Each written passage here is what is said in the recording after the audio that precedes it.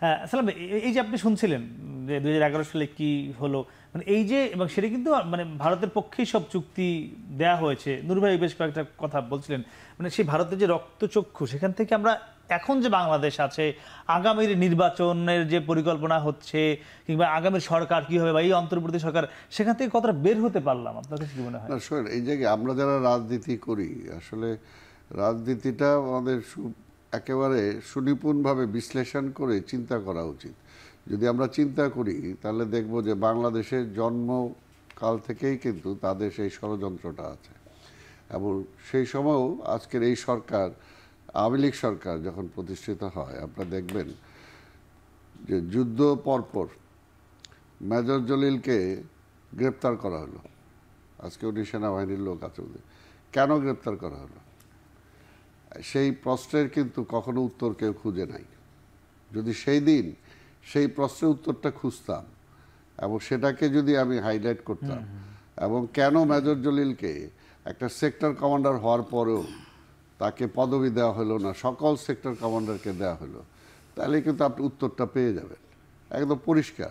অর্থাৎ এটা এইখানেই যে আমরা যারা রাজনীতি করি, সেই বিগিনিং থেকে যদি এই চিন্তাটা আমাদের মাথার মধ্যে আসতো, আজকের আওয়ামী লীগ বা অন্যান্য দল থাকা সত্ত্বেও আজকে সেই সময় আপনি চিন্তা করে দেন, যুদ্ধের পর যে সেনাবাহিনী আমার যুদ্ধের মধ্য দিয়ে, মুক্তিযুদ্ধের মধ্যে দিয়ে গড়ে উঠেছে, এবং এটা তো অস্বীকার করা যাবে না যে মুক্তিযুদ্ধে তারা ফিল্ডের নেতৃত্ব তারা দিয়েছে, আমরা সেখানে অংশগ্রহণ করেছি।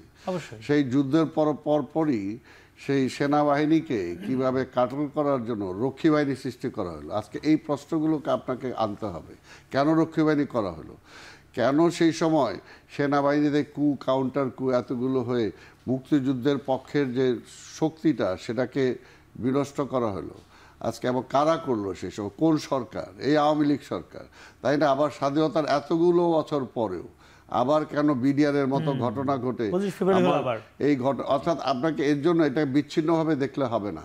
আপনি যদি ওইখানে যান, এবং আমরা যারা আজকে রাজনীতি করি এখনও নিজেদের মধ্যে কিছুটা বিভেদ আমরা সৃষ্টি করার চেষ্টা করছি, আবার মূল শত্রুটাকে যদি আমি এখন পর্যন্ত আমি চিহ্নিত করতে না পারি, তাহলে এটা হবেই। কারণ আজকে স্বাভাবিকভাবে যুদ্ধ করলাম আমরা, দেশ স্বাধীন করলাম আমরা, আজকে এবার মোদি বলে 16ই ডিসেম্বরে বিজয় দিবস তাদের, তাই না? তাহলে আরও পিছনে যান, যুদ্ধ কখন, যখন সারাটা দেশ ঢাকা শহর ছাড়া মূল দুই একটা শহর ছাড়া সবগুলো আমরা দখল করে ফেলেছি, তখনই কিন্তু মিত্রবাহিনীর আবির্ভাব। তাহলে সেই মিত্রবাহিনী না আসলে কি আমরা দেশ স্বাধীন করতে পারতাম না? হয়তো সেটা সময় লাগতো কিছুদিন বেশি, কিন্তু আমরাই স্বাধীন করতাম। তখন হয়তো কি, তখন ওইটার মধ্যে দিয়ে যদি স্বাধীন হতো, তাহলে আওয়ামী লীগের মতো দলকে না বাংলাদেশের ক্ষমতায় বসানো সম্ভব হতো না। দেখা যায় এই বিষয়গুলো ভাবতে হবে যখনই আপনি এই বিষয়ে আলোচনাগুলো আনবেন। আজকে মূল সূত্রপাতে যেতে হবে, এবং যদি সেটাকে সমাধান করতে পারে। এবং এর আজকে বিএনপির জন্ম হলো কেন, আজকে 7ই নভেম্বর হলো কেন, এই যে প্রেক্ষাপট, এই প্রেক্ষাপটগুলোকে আপনাকে ভাবতে হবে, তাই না? যখন এই প্রতিবেশী রাষ্ট্র আমাদের উপর আধিপত্যবাদী বিস্তার করার জন্য, আমার সেনাবাহিনীকে ধ্বংস করার জন্য, আমার অর্থনীতিকে পঙ্গু করার জন্য সব কিছু করছে, তার বিপরীতেই কিন্তু যে জিয়া রহমান স্বাধীনতার ঘোষণা দিতে যে সেই সময় বাধ্য হয়েছে, আওয়ামী লীগ দেয় নাই। ঠিক তেমনিভাবে 7ই নভেম্বর আবার জিয়া রহমানকেই এই সেনাবাহিনী আর জনগণ কিন্তু সিনে নিয়ে আসছে, তার হাতে রাষ্ট্র ক্ষমতা দিছে। জিয়া রহমান করে বা মার্শাল করে ক্ষমতায় আসেন নাই। তো এই কারণেই যে আজকে এখনও যারা মনে করে এই যে নির্বাচন বা আদার সব কিছুকে কেন্দ্র করে, এই যদি নির্বাচন হয়ে যায় বিএনপি আইসা বলে, বিএনপি কি আর আওয়ামী লীগ কি, অনেকে মিলাইতেও চেষ্টা করে যে বিএনপি আর আওয়ামী লীগ, বিএনপি আর আওয়ামী লীগ এক না। আজকে বিএনপির জন্মটাই হয়েছে ওই সেনাবাহিনীকে রক্ষা করার জন্য, বিএনপির জন্মটাই হয়েছে কিন্তু স্বাধীনতাকে রক্ষা করার জন্য, গণতন্ত্রকে রক্ষা করার জন্য। এটার জন্যই আজকের রাজনীতিতে যে ক্লিয়ার একটা ডিভিশন যেটা আছে বাংলাদেশে, আপনি একটার পক্ষে আরেকটার বিপক্ষে আপনাকে দাঁড়াইতেই হবে, এখানে মাঝামাঝি কোনো পথ নাই। এবং এটা যদি আমরা জোরালো করতে পারি তাইলেই হবে। যেটা বললো, দেখেন বিএনপির পক্ষ থেকে যে বললাম যে সেই সময় প্রতিবাদ হয়েছে, আজকে এই ফারাক্কা নিয়ে জাতিসংঘে কে তুলছে, এই জিয়া রহমান, আজকে যার জন্ম, তাই না, ইতিহাস। তো সেগুলো সীমান্ত প্রতিরোধ হয়েছে বিএনপির আমলেই। জি, আমি ফিরবো আবার। এই জন্য বারবার অনেক সময় ভারতের রক্তচক্ষু দেখতে হয়েছে, কিন্তু দেখতে যায় কিন্তু বিএনপি সেখান থেকে পিছায় আসে না, যে কারণে আওয়ামী লীগ দোষ করছে যে ভারতের সাথে আমরা সম্পর্ক ভালো করতে পারিনি। আরে ভাই, আমার স্বার্থ ছেড়ে আমি ভালো করব নাকি?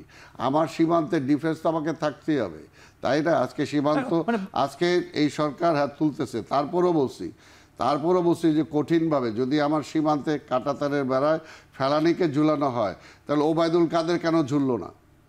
আজকে ওবায়দুল কাদের কিভাবে সীমান্ত পার হয়ে গেল? একদমই। কাজে এই যে বিষয়গুলো যদি সবার জন্য সমান থাকে, আজকে ভারত এটার কি জবাব দিবে? কাজে এটাকে জবাব তো দিতে হবে। তো এই বিষয়গুলো বললাম, যদি আমি রাজনীতিটাকে চিন্তা করি, আর ওই যে রাজনীতি কারা করলো, এখানে অমুকের কে সই স্বাক্ষর করলো, তার চেয়ে বড় যে ক্ষমতায় কে ছিল, কে তাকে কে নিয়ে করেছে, গেছে। এটাই মূল প্রশ্ন। যে আমি ফিরবো আবার।